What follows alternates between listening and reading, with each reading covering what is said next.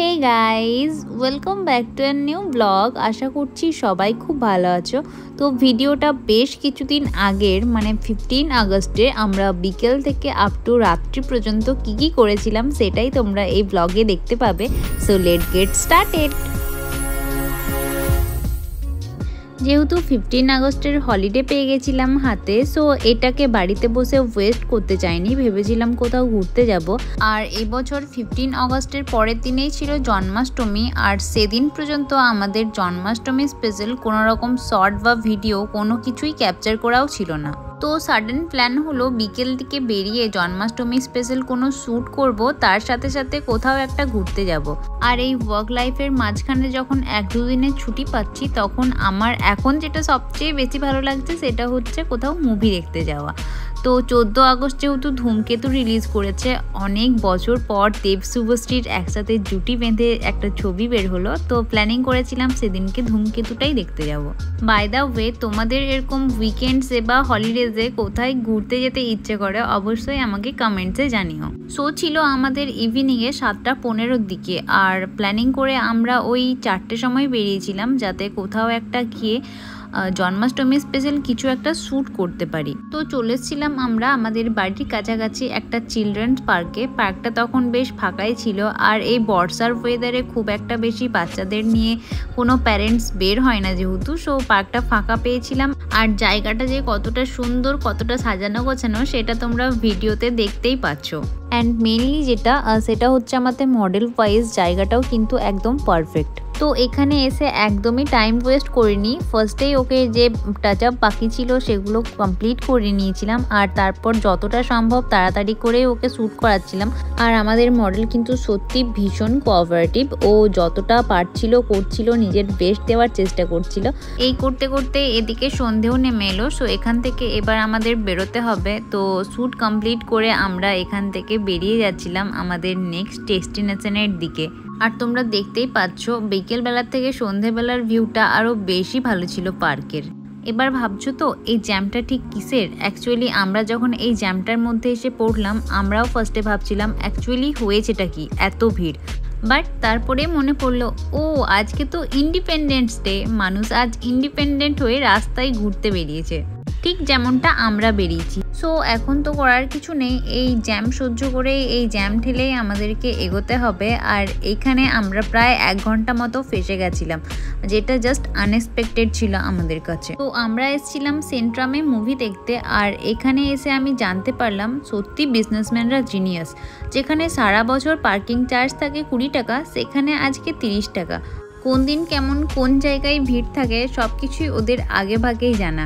So just লুটে নাও কাস্টমারদের। যাই হোক, বাইক পার্কিংয়ে রেখে ভিতরে এসে দেখি আরেক অবস্থা। এতবার এর আগে সেন্ট্রাম এসছি, বাট ট্রাস্ট মি, এই ক্রাউডটা আমার কোনো দিন চোখে পড়েনি যেটা আজকে পড়ছে। মানে সিরিয়াসলি এতটা ভিড় কেন আজ ভাই?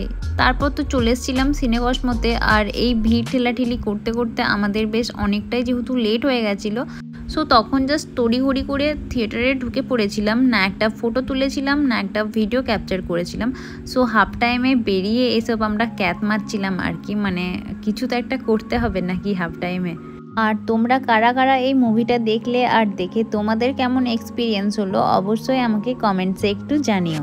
প্রায় 10 থেকে 12 বছর পর দেব শুভশ্রীর জুটি নিয়ে কোনো সিনেমা একটা টলিউড গিফট করলো আমাদের। আর টলিউড মুভির অ্যাকচুয়ালি যেমন স্টোরি হয়ে থাকে, তার থেকে এই মুভির স্টোরি অনেকটাই আলাদা, অনেকটা না প্রায় পুরোটাই আলাদা বলতে পারো। তো নতুন কিছু এক্সপিরিয়েন্স নিতে চাইলে অবশ্যই একবার মুভিটা দেখে আসতে পারো, মন্দ লাগবে না তোমাদেরও। আর বাইরে আমরা ফটো ভিডিও ক্যাপচার করতে করতে এতটাই লেট করে ফেলেছি যে এদিকে তখন আবারও মুভি স্টার্ট হয়ে গেছে, আমাদের কোনো হুঁশ নেই। তো দেখছি যখন সবাই থিয়েটারের ভিতরে ঢুকছে, তখন আমরা তড়িঘড়ি করে আবারও ঢুকলাম, যেমনটা ফার্স্ট টাইমেও করেছিলাম আর কি। তো এখন মুভিটা শেষ হয়ে গেছে, আর পুরোটা কিন্তু হাউসফুল ছিল। ইনফ্যাক্ট আমরা যদি টিকিট অনলাইন বুকিং না করতাম, আমরা এই শোটাও দেখতে পেতাম না। আর ফাইনালি আমরা সিট পেয়ে গেছিলাম একদম উপরের রোতে। আর এদিকে দেখো মুভি শেষ হয়ে গেলেও আমাদের শ্রেষ্ঠর পপকর্ন তখনও শেষ হয়নি, সো কনস্ট্যান্টলি তখন পর্যন্ত ও খেয়েই যাচ্ছিল। আর এই ভিউটা দেখো, জাস্ট অসম লাগছে না? অ্যাকচুয়ালি এতটা পার্কিং লটে কার কিন্তু কোনোদিন দেখিনি। এবার আমরা চলে এসেছি সেন্ট্রামের ফুড কোর্টটার দিকে। প্ল্যানিং ছিল এখানেই আমরা খাবো, কারণ মুভি দেখলেই তো শুধু পেট ভরবে না, পেটে তো কিছু দিতেও হবে। বাট এখানে এতটা লেভেলের ভিড় ছিল যে এখান থেকে বেরিয়ে ভেবেছিলাম বাইরের কোনো রেস্টুরেন্ট থেকে আমরা খেয়ে নেব।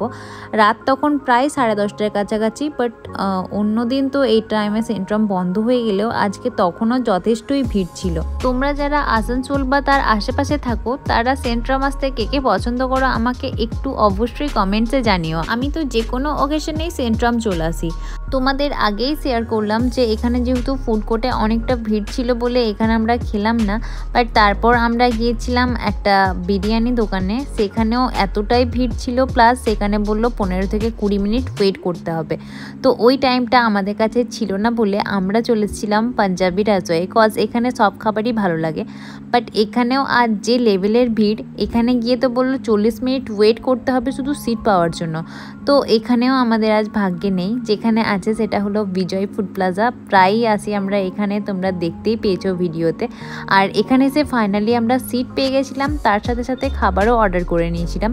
তো আমরা সবাই মিলে খেয়েছিলাম এখানে বিরিয়ানি, শুধু আমার হাজব্যান্ড খেয়েছিল মিক্সড ফ্রাইড রাইস আর চিকেন চাপ। আর এই দিয়েই আজকের মতো ডিনার সেটে আমরা চলে এসেছিলাম বাড়ি। ভিডিওটা তাহলে আজ এখানেই এন্ড করছি। কেমন লাগলো তোমাদের অবশ্যই কমেন্টসে জানিও। এখনও যারা আমার চ্যানেলটিকে সাবস্ক্রাইব করনি প্লিজ ডু। দেখা হচ্ছে খুব তাড়াতাড়ি অন্য কোনো ভিডিও নিয়ে, ততক্ষণ পর্যন্ত টাটা।